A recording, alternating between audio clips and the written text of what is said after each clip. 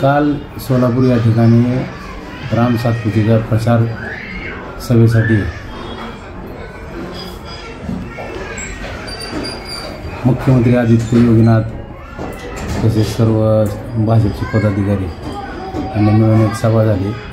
त्या सभेमध्ये एक माजी नगरसेवक देवेंद्र कोटे याने बेताल वक्तव्य करून शहराची शांतता व सुव्यवस्था बिघडवण्याचं काम केलेलं आहे। माझं त्यांना एकच सांगणं आहे, जर मुस्लिम समाजाने कोटी परिवाराला मदत केली नसती तर आज तुम्ही ज्या गाड्यांमध्ये फिरताय ना ते फिरण्याचं तुमच्या भाग्यात नसलं असतं आणि तुम्ही कुठल्या तर कारखान्यामध्ये लूम चालवत बसला असता।